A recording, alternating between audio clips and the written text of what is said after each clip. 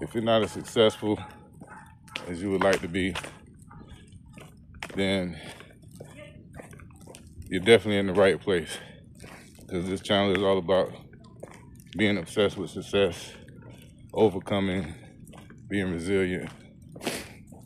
So I'm gonna go ahead and get right into it. I brought 5 tips with me. Hopefully you get some value out of this. And I'm probably end up doing another video on this because there's definitely more than 5 things that you could be working on, most likely. So number 1 is shifting from a fixed mindset to a growth mindset. So the fixed mindset is usually the person who, they probably have a good job, did well in life, and feel like, they're content where they are. They don't need to learn anything. They don't need to change anything, and they're pretty satisfied with their life. So a lot of folks hop into business thinking that they can go from being a worker bee to a boss. And it doesn't work like that because those are 2 different mentalities. So the fixed mindset says, I already know that. The growth mindset says, what more can I learn about that? I hope that makes sense. Also, you want to implement the yet principle.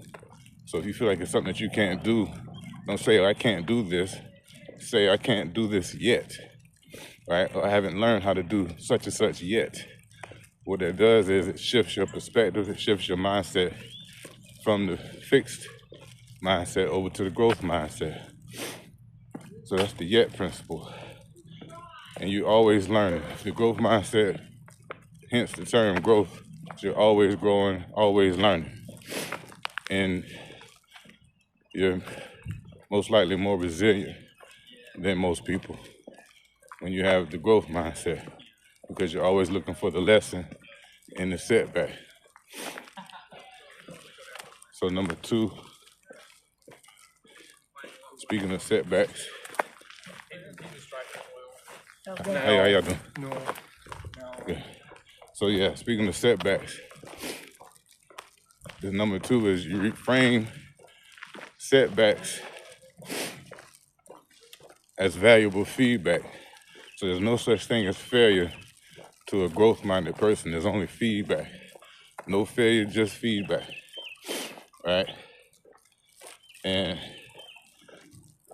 you practice daily gratitude. Well, I'll get into that on the next one. To break down goals, you actually have to set goals first. The fixed mindset person doesn't even set goals because, like I said before, they're satisfied with their life as is for the most part. Or at least they think they are. But that's another video. All right. So, yeah, these growth-minded people separate their feelings from the results. And they're data-driven people, so everything is a lesson for the growth-minded person. It's all about the data. What can I learn? How can I add this to my regimen, routine, or whatever to be a better version of myself? Number 3, active gratitude. So one of the first things I do when I wake up is I say thank you.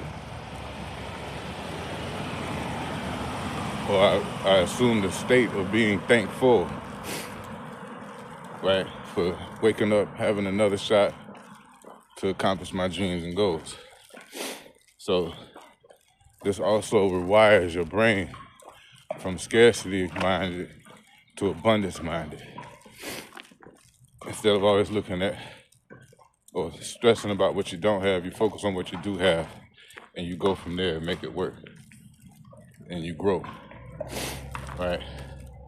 So a good way to do that is to find 3 things. I don't care what you're going through, I don't care how bad it got. You can find 3 things to be thankful for.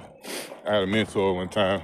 I heard him say this a lot. He said that the man with no shoes complained until he came across the man with no feet. Right? So what that means is it's always somebody doing worse than you. And if it's not, you at least want to think that to get yourself out of the funk, right? But nah, seriously, it's always somebody doing worse. That's my belief. So, number 4, cultivate curiosity. We ask questions and you have to realize other folks' achievements is not a threat to you. You know, a lot of folks with the fixed mindset look at other folks' achievements as a threat to them because it makes them feel less than, when really it's nothing to be taken personal, something that you should be taking as inspiration. So we also realize that there's no flawless outcomes. You know, you have to stop being a perfectionist and just do it. Because if you don't, then a lot of times you'll sit there and just waste days, weeks, months, years, decades, lifetimes, right? Number 5, growth-minded people